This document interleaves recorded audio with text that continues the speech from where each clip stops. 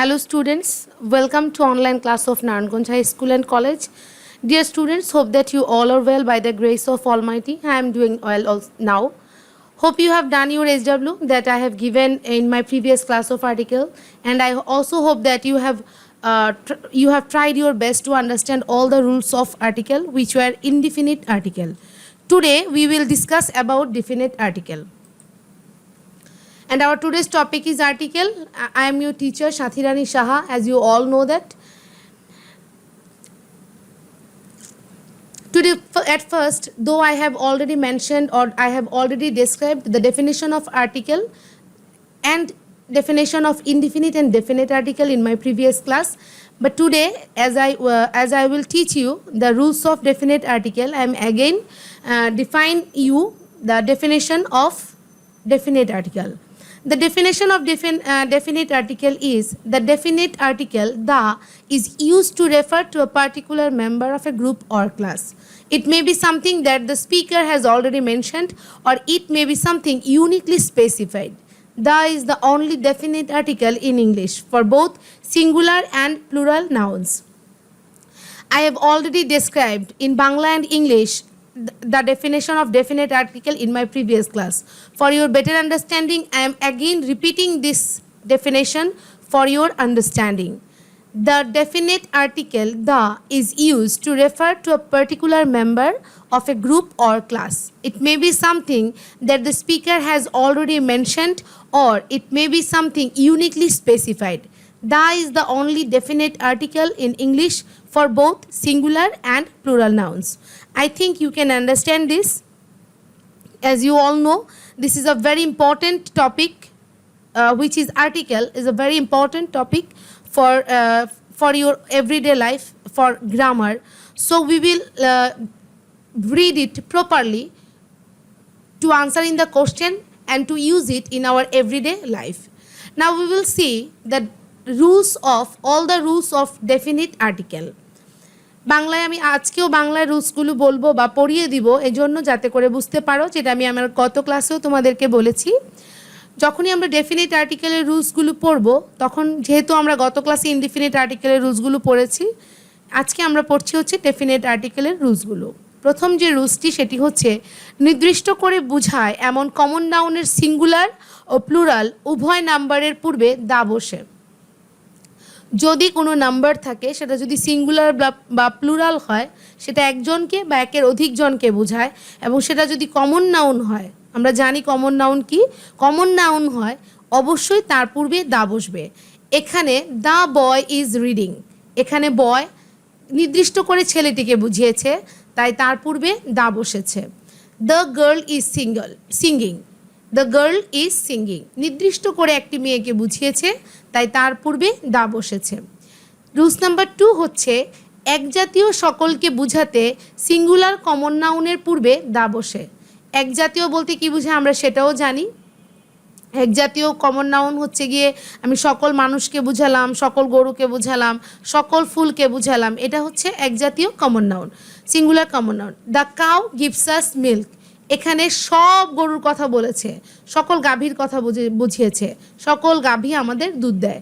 The rose is beautiful flower, সকল গোলাপকে বুঝিয়েছে, সকল গোলাপ হয় সুন্দর ফুল। আশা করি দুইটি নিয়মই বুঝতে পেরেছ। আমি এখন পরের নিয়মগুলোকে দেখব আমরা। রুলস নাম্বার 3 হচ্ছে মানব জাতি মেন বা ওমেন এর পূর্বে দা বসে না।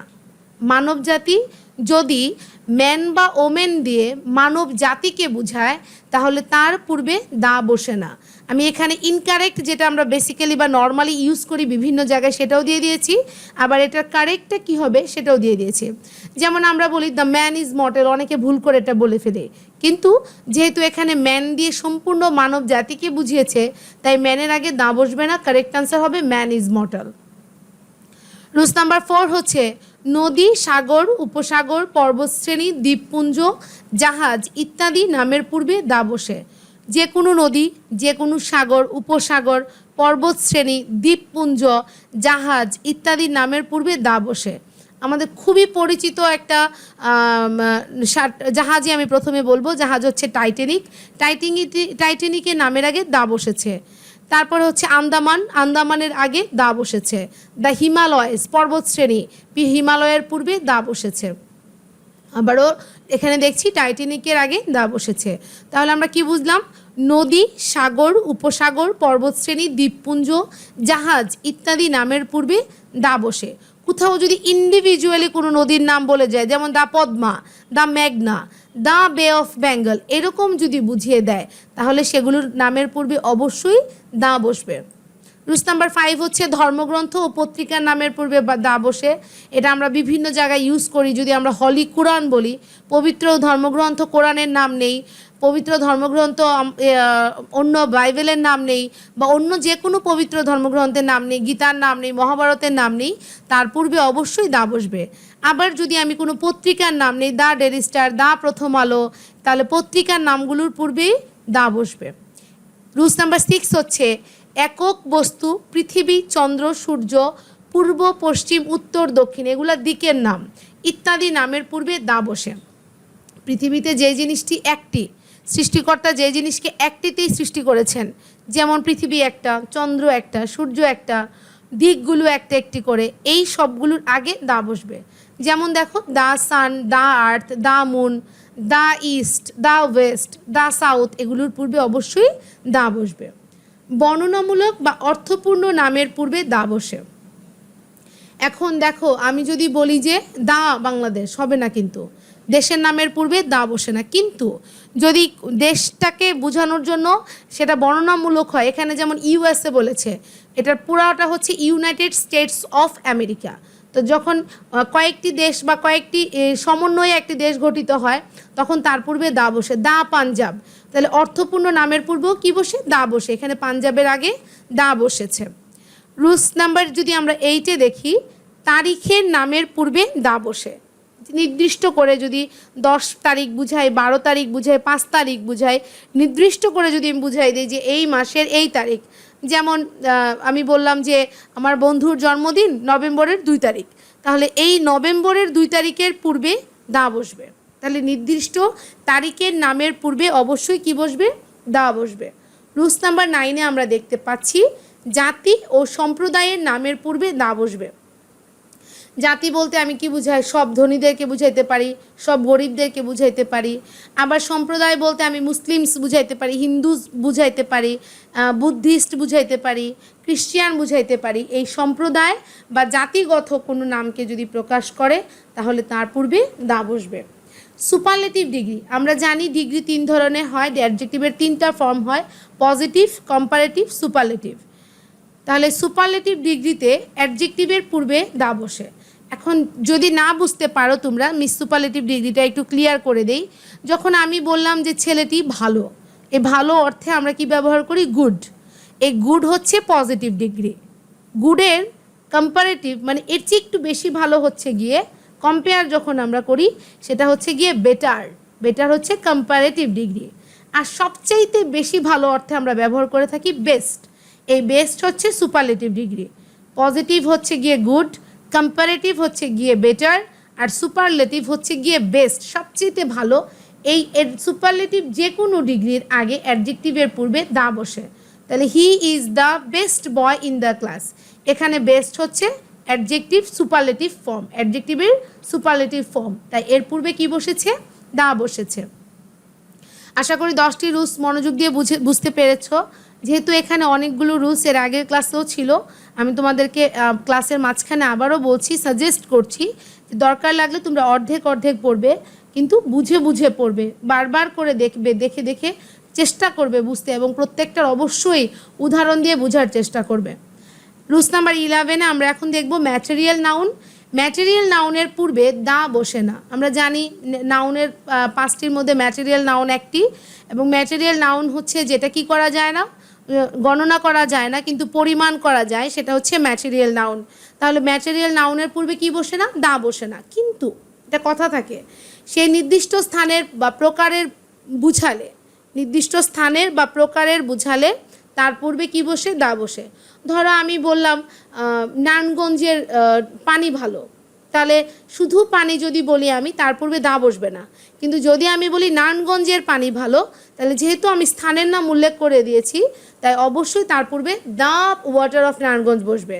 যেমন এখানে আমি এক্সাম্পল দিয়েছি, the diamond off Africa is famous. তাহলে শুধু ডায়মন্ড যেহেতু ম্যাটেরিয়াল নাউন, তার আগে দা বসতো না। কিন্তু যেহেতু আফ্রিকার ডায়মন্ডটা নির্দিষ্ট করে জায়গার নাম বা স্থানের নাম বুঝিয়ে দিয়েছে, তাই তার পূর্বে কী বসছে? দা বসছে। প্রপার নাউনের পূর্বে অ্যাডজেক্টিভ থাকলে তার পূর্বে দা বসে। যে কোনো প্রপার নাউন, আমরা জানি নির্দিষ্ট করে কারো নাম বুঝালে সেটা প্রপার নাউন হয়।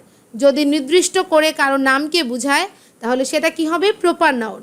তাহলে প্রপার নাউনের পূর্বে যদি অ্যাডজেক্টিভ থাকে, অ্যাডজেক্টিভ কি মনে আছে নিশ্চয়ই সবার? যেখানে দোষ, গুণ, অবস্থা, সংখ্যা বুঝায় সেটাই হচ্ছে অ্যাডজেক্টিভ। প্রপার নাউনের পূর্বে অ্যাডজেক্টিভ থাকলে তার পূর্বে দা বসে। যেমন আমি এখানে আকবরের কথা উল্লেখ করেছি। আকবর হচ্ছে একজনের নাম। আকবরের আগে আমি ব্যবহার করেছি গ্রেট আকবর, মহান আকবর। তাহলে এই গ্রেট যেহেতু আকবরের নামের আগে আছে অ্যাডজেক্টিভ, তাই তার পূর্বে কি বসেছে? দা বসেছে। The great Akbar was a mighty ruler. The great Akbar was a mighty ruler. মহান আকবর ছিলেন একজন দয়ালু বা একজন সহনশীল শাসক। বংশ বা পরিবারের পরিচয় জ্ঞাপক নাম প্লুরাল হলে তার পূর্বে দা বসে। যেমন আমি বললাম আমি চৌধুরী বংশের মেয়ে, সে খান বংশের ছেলে, তাহলে we are Khans, they are Pathans, we are Chowdhurys, we are Shahas, we are Chakrabortys. এই যে আমরা নামের সাথে যদি প্লুরাল বংশের যে আমাদের টাইটেল থাকে সেটা যদি প্লুরাল ফর্মে হয়, মানে তার সাথে যদি এস যুক্ত করি, আমরা জানি এস বা ইএস যুক্ত করে আমরা বেশিরভাগ ক্ষেত্রে প্লুরাল করি, আবার ভিন্নতাও রয়েছে। যদি এই প্লুরালকে বোঝায়, সে প্লুরালের ক্ষেত্রে অবশ্যই দা বসবে। তাহলে যদি বংশ বা পরিবারের যেটা পরিচয় জ্ঞাপক করে, আমরা যখন কথায় কথায় বলি আমি এই বংশের ছেলে, আমি এই বংশের মেয়ে, এই ক্ষেত্রে যদি সেটাকে প্লুরাল ফর্মে হয় তার পূর্বে অবশ্যই দা বসবে। রোজ নাম্বার 14, সংখ্যা প্রকাশক ওয়ার্ড যদি ইউনিট অর্থে বসে তাহলে তার পূর্বে দা বসে।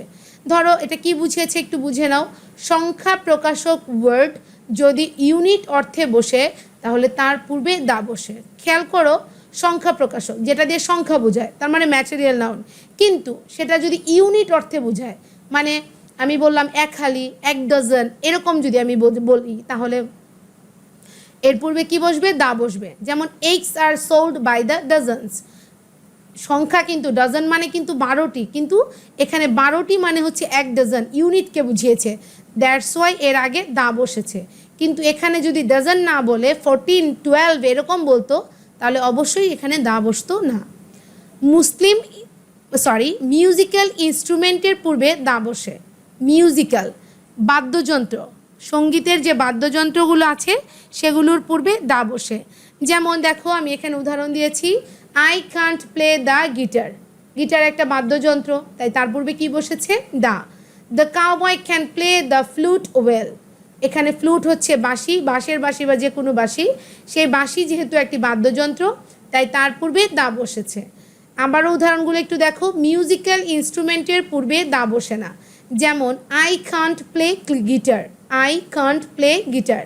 গিটার যেহেতু একটা বাদ্যযন্ত্র, আমি গিটার বাজাতে পারি না, তাই বাদ্যযন্ত্র যেহেতু গিটার, গিটারের পূর্বে দা বসেছে। The cowboy can play the flute well. রাখাল ছেলেটি সুন্দর বাঁশি বাজাতে পারে। ফ্লুট যেহেতু বাঁশি একটি বাদ্যযন্ত্র তাই তার পূর্বে কি বসেছে? দা বসেছে।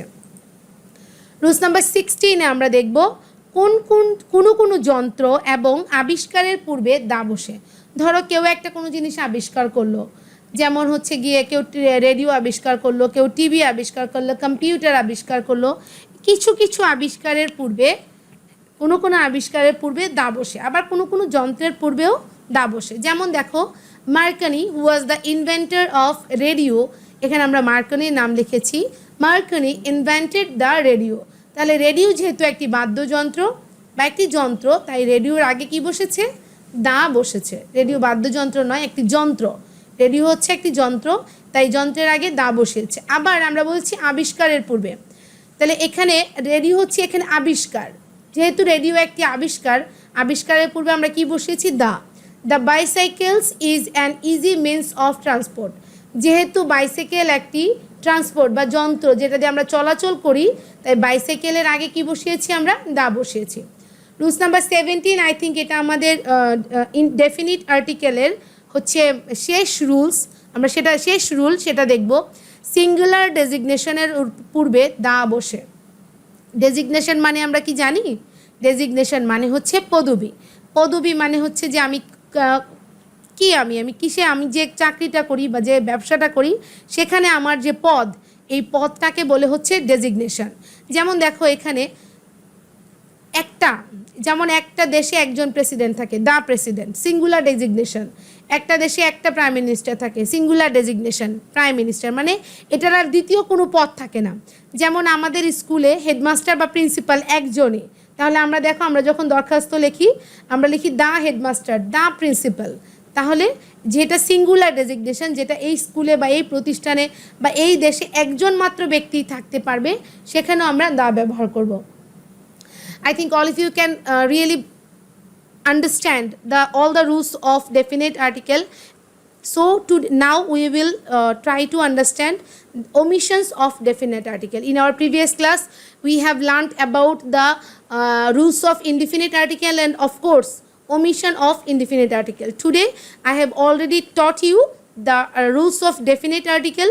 Now we will read the omission of definite article.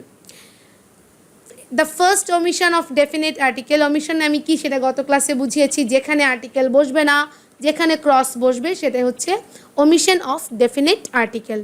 প্রথমটা আমরা যদি দেখি, বিখ্যাত গ্রন্থের লেখকের নাম গ্রন্থের পূর্বে থাকলে, যদি বিখ্যাত কোনো গ্রন্থ থাকে যেমন দ্য প্যারাডাইস লস্ট, তারপর হচ্ছে শেক্সপিয়ারের ম্যাকবেথ, হেলমেট, এগুলো হচ্ছে রবীন্দ্রনাথ ঠাকুরের গীতাঞ্জলি, এই যে লেখাগুলো এইগুলো হচ্ছে বইয়ের নাম, গ্রন্থের নাম। এই গ্রন্থের বইগুলোর নামের পূর্বে যদি লেখকের নাম থাকে তাহলে অবশ্যই সেখানে দা বসবে। যেমন দেখো দ্য গীতাঞ্জলি অফ রবীন্দ্রনাথ, তাহলে গীতাঞ্জলিটা কার? রবীন্দ্রনাথের। যেহেতু এখানে গ্রন্থ এবং লেখক দুজনের নামই আছে, তাই তার পূর্বে কি বসবে? দা বসবে। যদি একই জায়গায় গ্রন্থ এবং লেখকের নাম উল্লেখ থাকে তাহলে সেখানে অবশ্যই কি বসবে? দা বসবে। কিন্তু যদি গ্রন্থের নামের আগে লেখকের নাম থাকে, এটা হচ্ছে আগে গ্রন্থ পরে লেখকের নাম, কিন্তু যদি গ্রন্থটা মানে বইটার নাম গীতাঞ্জলির আগে রবীন্দ্রনাথ থাকতো তাহলে রবীন্দ্রনাথের আগে কিন্তু দা বসতো না। ক্লিয়ার? তোমরা আশা করি বুঝতে পেরেছো। আবারও আমি বুঝিয়ে দিচ্ছি। ধরো এখানে রবীন্দ্রনাথের বই হচ্ছে গীতাঞ্জলি, যেহেতু আগে গীতাঞ্জলি পরে রবীন্দ্রনাথ ঠাকুরের নাম, তাই গীতাঞ্জলির আগে দা বসেছে। কিন্তু যদি আগে রবীন্দ্রনাথ পরে গীতাঞ্জলি থাকতো তাহলে এখানে আর দা বসতো না। রুলস নাম্বার 2 হচ্ছে রাস্তা, এভিনিউ, স্কয়ার, পার্কের নামের পূর্বে দা বসে না। ধরো আমি বললাম আর কে গুপ্ত রোড, তাহলে এখানে আমার রোডের নাম হচ্ছে আর কে গুপ্ত রোড। যেমন বিবি রোড হচ্ছে গিয়ে রোডের নাম হচ্ছে বিবি, তাহলে বিবি রোডের আগে বা আর কে গুপ্ত রোডের আগে দা বসবে না। এভিনিউ, আমি বললাম যে 16 অ্যাভিনিউ ঢাকা, এখানে এভিনিউর আগে কি বসবে না? দা বসবে না। স্কয়ার, যে একটা মোড় বা মহল্লায় বা একটা কোনো রাস্তা যদি স্কয়ার থাকে সেখানে উল্লেখ, স্কয়ারের নামের আগেও কি বসবে না? দা বসবে না। যে কোনো পার্ক, রমনা পার্ক, তারপরে হচ্ছে গিয়ে তোমার ভিক্টোরিয়া পার্ক, এই যে পার্কগুলো এগুলোর আগেও দা বসে না। He is going to park, I live at R K Gupta road, the shop is situated in BB road. এখানে এই যে আমি এক্সাম্পলগুলো দিলাম, এই এক্সাম্পলগুলো রাস্তা, অ্যাভিনিউ, পার্কের নাম বুঝিয়েছে, অবশ্যই এখানে কি বসবে না? দা বসবে না। ভাষার নামের পূর্বে দা বসে না। আমাদের মাতৃভাষা বাংলা, বাংলার পূর্বে দা বসবে না। আমাদের সেকেন্ড ল্যাঙ্গুয়েজ ইংলিশের পূর্বে দা বসবে না। যেমন Bangla is our mother tongue, mother language, Bangla is our mother language, তাহলে বাংলা হচ্ছে আমাদের মাতৃভাষা, তাহলে কি হবে না? বাংলার পূর্বে দা বসবে না।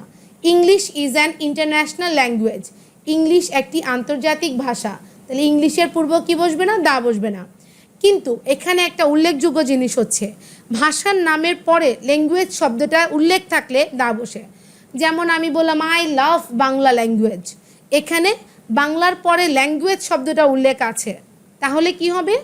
বাংলাটার যেহেতু ল্যাঙ্গুয়েজ শব্দটা উল্লেখ আছে তার পূর্বে অবশ্যই দা বসবে। The English language is international, তাহলে ইংলিশ ল্যাঙ্গুয়েজের আগে কি আছে? দা আছে। তাহলে কেন হচ্ছে? কারণ ইংলিশের পরে ল্যাঙ্গুয়েজ আছে। যদি ইংলিশের পর বা বাংলার পর ল্যাঙ্গুয়েজ না থাকে দা বসবে না, আর যদি ল্যাঙ্গুয়েজ উল্লেখ থাকে তাহলে দা বসবে। হ্রদের নামের পূর্বে দা বসে না। হ্রদ আমরা জানি বাংলাদেশের বিখ্যাত বৈকাল হ্রদ, তারপর হচ্ছে লেক সুপিরিয়র, লেক বৈকাল, লেক ক্যাসপিয়ান, এই যে হ্রদের নাম এগুলো, সুপিরিয়র একটা হ্রদ, বৈকাল একটা হ্রদ, তারপর হচ্ছে ক্যাসপিয়ান একটা হ্রদ, এই হ্রদগুলোর নামের পূর্বে অবশ্যই দা বসবে না। আমরা কিন্তু পড়েছি নদীর নামের পূর্বে দা বসবে, কিন্তু আমাদের এটা মনে রাখতে হবে যদি নদী বা সাগর বা সমুদ্র বা উপসাগর না হয়ে সেটা হ্রদের নাম হয় তাহলে সেখানে দা বসবে না। দিন বা মাসের নামের পূর্বে দা বসে না। Friday is a holiday, Saturday, Sunday is my birthday, তাহলে আমি বললাম June is my favourite month, in March I will go to Bangkok. এই যে আমি মাসের নাম বললাম, দিনের নাম বললাম, এইগুলোর পূর্বে দি বসবে না।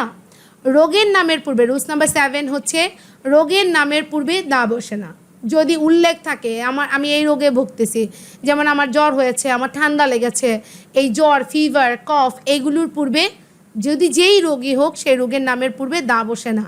Fever has broken out in the home, এইখানে ফিভার হচ্ছে গিয়ে একটা রোগের নাম এবং এর পূর্বে কি বসেনি? দা বসেনি। আল্লাহ অর গড, ক্যাপিটাল লেটারে অবশ্যই ক্যাপিটাল লেটারের গড, এর নামের পূর্বে দা বসে না। আল্লাহ হ্যাজ ক্রিয়েটেড আস, আল্লাহর পূর্বে কি নেই? দা নেই। আল্লাহ অর গডের নামের পূর্বে দা বসে না। সৃষ্টিকর্তা বা আল্লাহ আমাদের সৃষ্টি করেছেন, তাহলে এখানে এই আল্লাহর নামের পূর্বে কি নেই? দা নেই। শরীরের অঙ্গ প্রত্যঙ্গ কি? হাত, চোখ, নাক, কান, এগুলো হচ্ছে আমাদের অঙ্গ প্রত্যঙ্গ। এবং পোশাক পরিচ্ছদ ইত্যাদির পূর্বে দা বসে না। পোশাক পরিচ্ছদ কি? ছেলেদের শার্ট, মেয়েদের সালোয়ার কামিজ, শাড়ি, এগুলো হচ্ছে পোশাক পরিচ্ছদের নাম এবং এগুলোর পূর্বে কি বসবে না? দা বসবে না। যেমন রেইজ ইওর রাইট হ্যান্ড, তোমার ডান হাতটি তোলো, তাহলে এখানে হ্যান্ড হচ্ছে একটা অঙ্গ প্রত্যঙ্গ এবং এর পূর্বে কি বসবে না? দা বসবে না। পুট অফ ইওর শার্ট, তোমার শার্টটি খুলে রাখো, এখানে শার্ট হচ্ছে গিয়ে একটা পোশাকের নাম, তাই এর পূর্বে দা বসেনি। তাহলে আমরা কি বুঝলাম? শরীরের অঙ্গ প্রত্যঙ্গ এবং পোশাক পরিচ্ছদ ইত্যাদির পূর্বে দা বসে না। রুলস নাম্বার 10 হচ্ছে ভ্রমণ সম্পর্কিত যানবাহন বা ভ্রমণ পথের পূর্বে দা বসে না। আমরা বাসে যাই, আমরা ট্রেনে যাই, আমরা লঞ্চে যাই, এটা হচ্ছে আমরা ভ্রমণ করি, আমরা প্রাইভেট কারে যাই, এই যে যানবাহনগুলো যেগুলো দিয়ে আমরা ভ্রমণ করি এগুলোর পূর্বে দা বসে না। যেমন দা বাস, দা ট্রেন, এই যে দা না বসে কি বসেছে? By bus, by train, by launch. তাহলে আমরা কি জানলাম? ভ্রমণ সম্পর্কিত যানবাহন বা ভ্রমণ পথের পূর্বে দা বসে না। আমি কিভাবে যাচ্ছি? বাই বাসে যাচ্ছি, বাই ট্রেনে, বাই লঞ্চে, এবং এগুলো কোনোটার পূর্বেই দা বসেনি। এখানে আমরা আমাদের ওমিশন অফ ডেফিনেট আর্টিকেল শেষ করলাম। আমরা আজকে কি পড়লাম? আমরা আজকে পড়লাম হচ্ছে ডেফিনেট আর্টিকেলের রুলসগুলো এবং ওমিশন অফ ডেফিনেট আর্টিকেল। আশা করি বুঝতে পেরেছ। এখানে তোমাদের বেটার আন্ডারস্ট্যান্ডিংয়ের জন্য আমি কিছু এক্সাম্পলও দিয়ে দিয়েছি। এক্সাম্পলের আনসারগুলো সেগুলো দেখো, সবগুলো রেড কালার দিয়ে মার্ক করা আছে। তোমরা যেটা বাসায় করবে শুধু বাক্যগুলো তুলে রাখবে এবং চেষ্টা করবে এই আনসারগুলো দেওয়ার জন্য। আনসারগুলি যখন দেখবে কারেক্ট হচ্ছে কিনা, ভুল হচ্ছে কিনা সেটা চেক করার জন্য আমি যেহেতু আনসার দিয়ে দিয়েছি এখানে, তোমরা সেটা থেকে বা তোমাদের গার্ডিয়ানরা সেটা থেকে তোমাদেরকে চেক করতে সুবিধা হবে, তোমাদের চেক করতে সুবিধা হবে। এক্সাম্পলগুলো একটু দেখো। May I go to the college, এখানে আমি যে কলেজে যাব সেটা নির্দিষ্ট কোনো কলেজ এবং এর পূর্বে কি বসেছে? দা বসেছে। I saw him in the school, আমি তাকে নির্দিষ্ট করে দেখেছি, কোথায় দেখেছি? স্কুলে, তাই স্কুলের আগে কি বসেছে? The. The boy was weeping, একটা নির্দিষ্ট সে ছেলের কথা বলেছে, তাহলে ছেলেটি কি করছে? ছেলেটির নামের আগে কি বসেছে? ছেলেটির আগে দা বসেছে। দ্য রোজ, এখানে রোজ মানে সকল রোজকে বুঝিয়েছে, তাই এখানে কি বসেছে? The. The rose has beautiful smell, she is the brilliant student, এখানে একটা নির্দিষ্ট মেয়ে যে কিনা খুব ব্রিলিয়েন্ট, তাই তার পূর্বে ব্রিলিয়েন্ট স্টুডেন্টের পূর্বে কি বসেছে? দা বসেছে। He is the first man to win Oscar award, সে প্রথম ব্যক্তি যে অস্কার অ্যাওয়ার্ড বা অস্কার পুরস্কার পেয়েছেন তিনি, তাহলে এখানে ফার্স্ট ম্যানের পূর্বে দা বসেছে। We went on a walk in the forest yesterday, নির্দিষ্ট করে আমি একটা বনকে বুঝিয়েছি বা একটা জঙ্গলকে বুঝিয়েছি, তাই এখানে দা বসেছে। ওয়ের ইজ দ্য বাথরুম, এখানে বাথরুম যেহেতু নির্দিষ্ট করে আমি একটা বাথরুমে যাব তাই তার পূর্বে দা বসেছে। এক্সাম্পল নাম্বার 8-এ একটু দেখো, খেয়াল করে দেখো। Turn left and go to number 45. Our house is across from the Italian restaurant. এখানে ইটালিয়ান রেস্টুরেন্ট নির্দিষ্ট, তাই তার পূর্বে the. My father the man who wrote this book is famous. আমার বাবা যিনি এই বইটি লিখেছেন, তার মানে যে ব্যক্তি এই বইটি লিখেছেন তিনি আমার বাবা। আমি নির্দিষ্ট করে বলে দিয়েছি। I স্ক্র্যাচড the red car parked outside. বাইরে একটা লাল রঙের গাড়ি নির্দিষ্ট করে আমি বুঝিয়ে দিয়েছি, তাই তার পূর্বে দা বসেছে। I live in the small house with a blue door.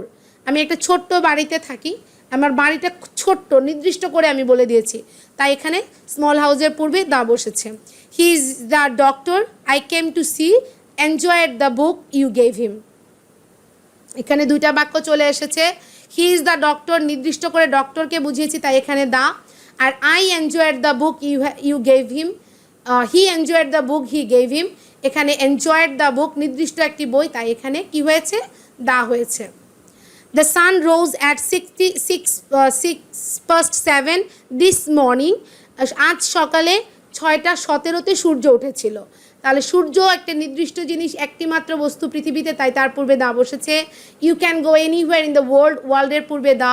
Clouds drifted across the sky নির্দিষ্ট করে আকাশকে বুঝিয়েছে, তাই এখানে the. The president will be speaking on TV tonight নির্দিষ্ট করে আমি একটা দেশের প্রেসিডেন্ট একজন, তাই এখানে দা বসেছে। The CEO of Total is coming to our meeting. Total একটা group of companies whatever, এই টোটালের যে সিইও তিনি আজকে আসছেন, তাহলে সিইও অফ টোটাল নির্দিষ্ট করে আমি বুঝিয়ে দিয়েছি, তাই তার পূর্বে দা বসেছে। The French enjoy cheese. এখানে ফ্রেঞ্চ বলতে ফ্রেঞ্চ জাতিকে বোঝানো হয়েছে, তাই এবং তারা চিজ খেতে পছন্দ করে, এই জন্য তাই ফ্রেঞ্চের নামের পূর্বে দা বসেছে। যেহেতু ফ্রেঞ্চ একটা জাতির নাম, তাই এই ফ্রেঞ্চের নামের পূর্বে the. The elderly require special attention. Elderly বলতে এখানে বয়স্কদেরকে বুঝিয়েছে, এবং সকল বয়স্কদেরকে যেহেতু বুঝিয়েছে, তাই এখানে কি বসেছে, দা বসেছে। The elderly require special attention. Dear students, I hope you all can understand all these rules and examples too. This is our last class of article. I hope all of you can understand and all of you can try to understand the rules and examples of article. And I think after reading all these rules and all these examples, article will be much easier than before to you. And that's it for article today. In your lesson plan, there is another thing to read, and that is traffic jam, paragraph traffic jam. I am suggesting you that you will learn that paragraph at your home and try to also write down that, as you all know that you are not writing properly, and writing will be much slower than before. So try to write down whatever I am giving to you or all the teachers are giving to you as your class. Dear students, thank you very much for today. I hope all of you can understand or you enjoyed the class much. Take care. Goodbye.